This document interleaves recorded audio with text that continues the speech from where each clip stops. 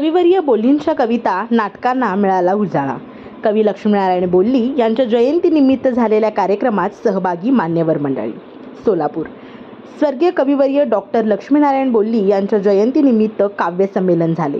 निवडक कवींच्या या संमेलनात डॉक्टर बोल्ली यांच्या कविता आणि नाटकांच्या आठवणी सांगण्यात आल्या।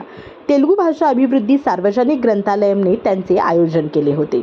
लेखक तथा प्रकाशक डॉक्टर राजेंद्र भोसले अध्यक्षस्थानी होते। ग्रंथालयाचे अध्यक्ष मल्लिकार्जुन कमटम, ज्येष्ठ कवी माधव पवार यांची प्रमुख उपस्थिती होती। प्रभाकर भीमनाथ प्रास्ताविक केले। शोभा बोल्ली यांनी डॉक्टर बोल्ली यांच्या कविता, लेखन, नाट्य यासंबंधी स्मृती जागवल्या। प्राचार्य नरेंद्र गुंडेली यांनी आभार मानले। आजचा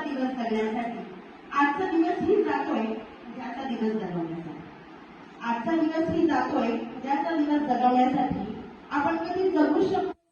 आजच्या दिवसासाठी दिवस तरच गेले असेल काल, आज आणि उद्यासाठी। दिवस तरच गेले असेल काल, आज आणि उद्यासाठी। म्हणून 2 क्षण तरी मनसोक्त जगावे ते स्वतःच्या अस्तित्वासाठी। म्हणून 2 क्षण तरी मनसोक्त जगावे ते स्वतःच्या अस्तित्वासाठी।